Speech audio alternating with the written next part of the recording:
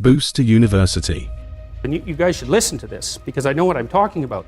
If you happen to be creative, if you're a songwriter or another kind of musician or an artist or any of the other number of things that you might be, find a way to make money and then practice your craft on the side because you'll starve to death otherwise. Now, for some of you that won't be true, but it's a tiny minority. Your best bet is to find a job that will keep body and soul together and parse off some time that you can pursue your creative thing, because then, well, as a long-term strategy, medium to long-term strategy, it's a better one. You know, you hear very frequently people say things like everyone's creative. It's like, that's wrong, okay? It's wrong. It's just as wrong as saying that everyone's extroverted. First of all, you have to be pretty damn smart to be creative, because otherwise you're just going to get to where other people have already got, and that's not creative by definition. So being fast and being out there at the front of things really makes a difference. And then you also have to have these divergent thinking capabilities, and that's part of your trait structure. And creative people are really different than non-creative people. You know, partly because, for example, they're highly motivated to do creative things and to experience novelty and to chase down aesthetic experiences and to attend movies and to read fiction and to go to museums and to enjoy poetry and to enjoy music that's not conventional music, for example. These aren't trivial differences. And so it's a real misstatement to make the proposition that everyone's creative. It's just simply not the case. It's a matter of wishful thinking. It's like saying that everyone's intelligent. It's like, well, if everyone's intelligent, then the term loses all of its meaning, because any term that you can apply to every member of a category has absolutely no meaning. You know, the other thing you want to be thinking about here is that don't be thinking that creativity is such a good thing. It's a high-risk, high-return strategy. There's creative people in this room, man. You guys are going to have a hell of a time monetizing your creativity. It's virtually impossible. It's really, really difficult because, first of all, let's say you make an original product. You think the world will beat a pathway to your door if you build a better mousetrap. It's like, that's complete rubbish. It isn't true in the least. If you make a good creative product, you've probably solved about 5% of your problem. Because then you have marketing, which is insanely difficult, and then you have sales, and then you have customer support, and then you have to build an organization. And you have to, if it's really novel, you have to tell people what the hell the thing is. You know, we built this future authoring program, right? It's available for people online. So how do you market that? No one knows what that is, and that's a real problem. If you write a book, well, then you have the problem that another million people have also written a book. But if you produce something that's completely new and doesn't have a category, people can't search for it online. How are they going to find it? And then you have pricing problems, and it's really unbelievably difficult to produce something creative and then monetize it. And even worse, if you're the creative person, let's say you have a spectacular invention, you've got no money, right? You've got no customers. Those are big problems. And so maybe you go and you find a venture capitalist. You start with family and friends, because that's how it works. You raise money for your product. You raise money from your family and friends. That's assuming you have family and friends that have some money and that they're going to give it to you. And most people aren't in that situation. So it's a terrible barrier right off the bat. And then, of course, you're putting your family and friends at substantial financial risk, because the probability that your stupid idea is going to make money is virtually zero, even if it's a really brilliant idea. And so then let's say, well, you get past family and friends and you get venture capitalists involved, because that's often the next step, or an angel investor. There's steps in building a business. Family and friends, angel investor, that's some rich guy that you've happened to meet, some way, who's into this sort of thing and is willing to provide you with some money to get your product off the ground. Well, how much of your product is that person going to take? Well, most of it. And no wonder, because, you know, you don't have any money. How are you going to bargain for control over your product? He'll just say, well, do you want the money or not? And if your answer is no, then he'll go and do something else with his money. It's not like there's no shortage of things that you can do with your money. There's a million things you can do with it. So you're not in a great bargaining position. And then if you get venture capitalists involved, they'll take another big chunk, and maybe if they're not very straight with you, they'll just throw you out. Because maybe by that point in the company's development, you're nothing but a pain in the neck, because what do you know about marketing and sales and customer service and building an organization and running a business? Like, you don't have a clue, so why do they need you?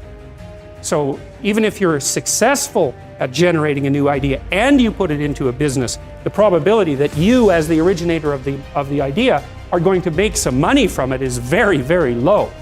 So don't be thinking that creativity is something you would want to curse yourself with.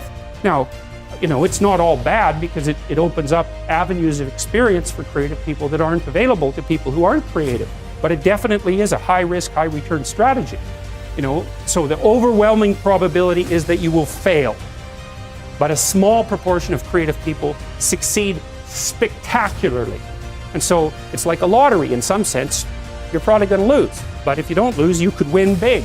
And that keeps a lot of creative people going. But also they don't really have much choice in it, because if you're a creative person, you're like a fruit tree that's bearing fruit. So you don't really have, you can suppress it, but it's very bad for you. The creative people I've worked with is if they're not creative, they're miserable, so they have to do it. But and there's real joy and pleasure in it and psychological utility, but that doesn't necessarily mean that it's an intelligent, it's certainly not a conservative strategy for moving forward through life. What does it mean to think creatively? It's something like this. Imagine that I tossed you out an idea, and there's some probability that when I toss you that idea, that will trigger off other ideas in your imagination. So you could think about it as a threshold issue. If you're not very creative, I'll throw you an idea and hardly any other ideas will be triggered, and the ones that will be triggered are going to be very closely associated with that initial idea. So let's say I tossed each of you an idea and I asked you to tell me the first thing that comes to mind. Okay, so what we would see first is that the first thing that comes to mind in all likelihood would be shared by many of you. Okay, so then you could think about that as a common response, right? And so that's a less creative response. And then there'll be some things that come to mind for you that are so idiosyncratic that you're the only person that thinks it and no one can understand it. Well, that's also not exactly creative, because the thing for something to be creative, it has to be novel and useful at the same time. That's sort of a rough definition. Something creative is novel and useful.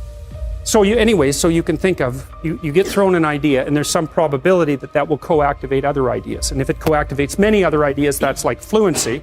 And if it co-activates ideas that are quite distant from the original idea, something like that, and you could track distance by comparing it to probability that other people have generated it, then that's also another indication of creativity.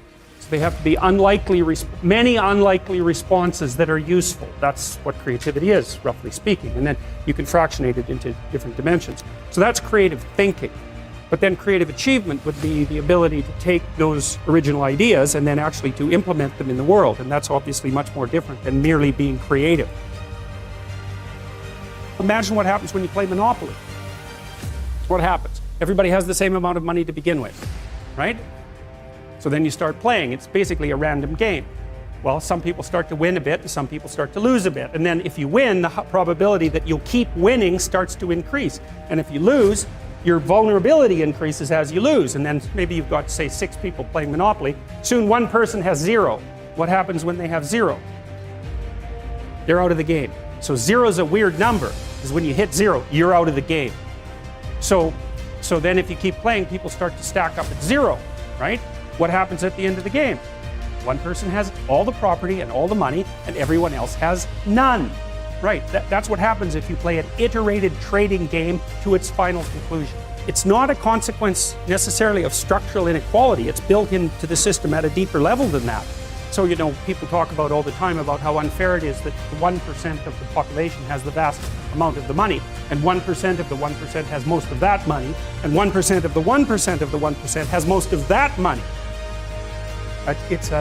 It's an inevitable conclusion of iterated trading games, and we don't know how to fight it. We don't know how to take from the people who have and move it to the bottom without it instantly moving back up to the top. Different people maybe, but still back up to the top. Because even the 1% churns a lot. Like, I think you have a 10% chance, if I remember correctly, you have a 10% chance of being in the top 1% for at least 1 year of your life, and a 40% chance of being in the top 10% for at least 1 year in your life. That's in Canada and the US. It's less so in Europe. So there's a fair bit of churning at the top end. It's not the same people all the time who have the money, but it is a tiny fraction of the people all the time who have all the money.